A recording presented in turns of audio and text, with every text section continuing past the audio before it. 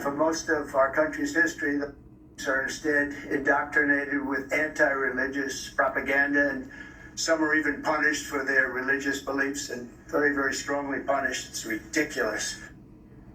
President Trump promoting religious liberty at the Museum of the Bible in Washington this morning. His appearance there follows a bombshell report from the Department of Justice. This report accuses the Biden administration of weaponizing the government against Christians on numerous occasions.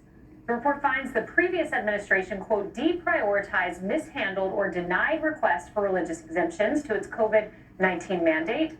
It also says the Biden White House tried to impose record-breaking fines on some of the nation's largest Christian universities and did not try to address and prosecute violations of the law where anti-Christian bias was demonstrated by the persecutors. Now, this morning, Attorney General Pam Bondi said things have changed under President Trump.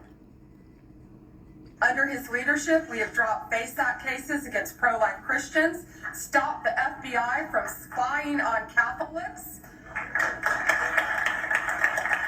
launched multiple investigations into anti-Semitism in schools, and President Trump is fighting each day for our parents, our students, and every American's right to live out their faith. You know, Jeremy, we all witnessed this firsthand. Justice Alito called COVID-19 a constitutional stress test. He said it highlighted disturbing trends that were already present before the virus struck. And one of those trends was stomping on our freedoms, our rights to gather as churches. And I remember in the wake of COVID, when Amy Coney Barrett got to the court, California was struck down 5 times on the issue of religious liberty. In one case, Tandem v. Newsom, where California sought to regulate the number of Christians who could gather in a home and pray. Yeah. I mean, it is, and even if, as you said, even going back even before COVID, even during the Obama era, you saw a lot of these kind of scandals involving the IRS and things like that. And I remember, my father's a pastor. I've talked about a little bit on the air. I remember during that era, being in church, my dad, having the courage to say, look, we are still going to call out the President Obama on actions that he was taking that are against our biblical values. But we lost a lot of members at the church. I mean, as you can imagine, it's not popular to criticize Obama at a black church. But my dad stood on values. And I think about now, I think the purpose behind a lot of this, what was Biden doing? Why are they, violating religious exemptions for Christians? It's because they want to bully Christians into being quiet. They want to bully us into silence. They don't want pastors to speak from the pulpit about any issue that has any type of political undertone. But there are some issues that are moral issues that pastors should be able to speak about and can do that and exercise their First Amendment rights. And I think it's important that as believers, we don't cower back and say, oh, I'm afraid the government is going to, do something against me, or no, we have to stand on principle, stand on the Bible and speak truth, even if it's inconvenient for us. Yeah, without question. Kennedy, I want to play a moment of President Trump from his first administration. And I remember one Friday he called me into the Oval Office, and I prepared a whole briefing about another topic, and he said, we're going to go to the podium and do something a little different today. And this was right after COVID hit. He said, here's what I'm going to do. Watch this. Today I'm identifying houses of worship, churches, synagogue,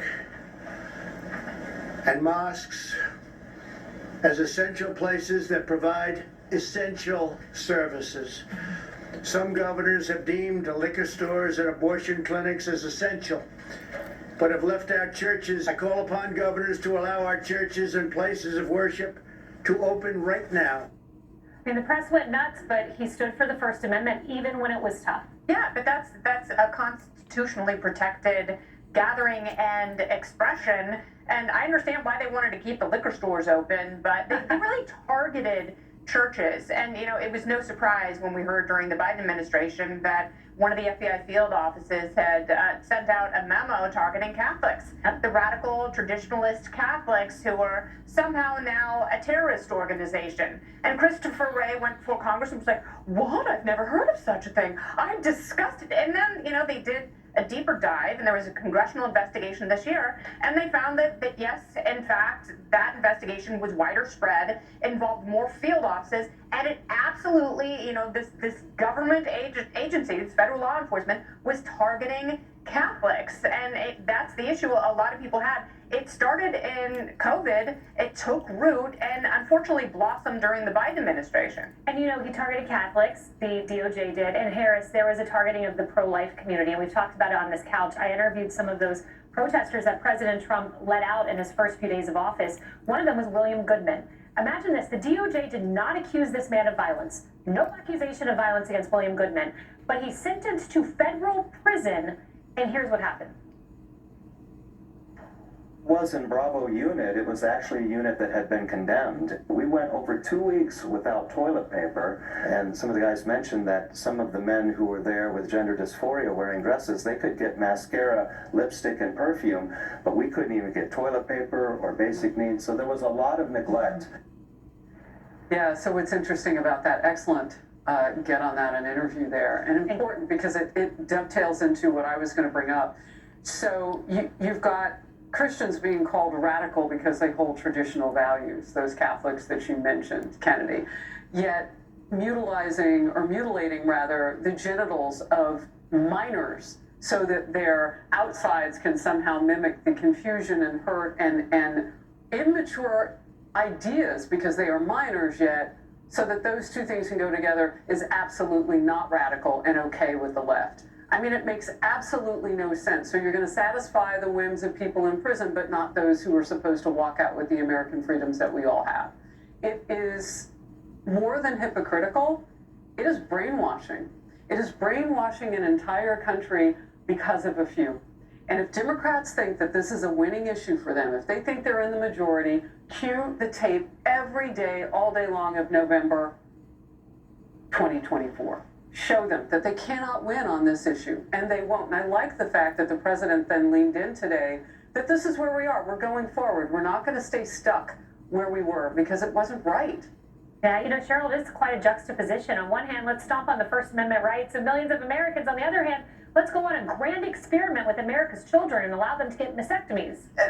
Freedom of religion, these are our rights as U.S. citizens. This is the Constitution. And it frustrates me that the Biden administration, based on what I'm reading from this task force, thought that it was okay to go against that. And this is if you mentioned this earlier, Kaylee, I apologize, but under DHS, when they omitted Christian perspectives from a directive for detainees, this is Customs and Border Protection, ding ding, this is illegal immigration, but they noted accommodations for Islam, Rastafarianism, and sects of Judaism. So that is targeting. That is religious targeting based on who you say that you are. And that's what I find the most offensive. What are we, Syria? Where they're targeting Christians? That's what this reminded me of when I looked at that particular piece of the evidence from the task force. I believe in the separation of church and state. I always have. I wish that the Biden administration had believed it more at the time. But obviously, they took the rights of the few as more important than the rights of the many. Yeah, exactly. And now you have someone rectifying it, and right from the Museum of the Bible we saw today. All right, a refuge.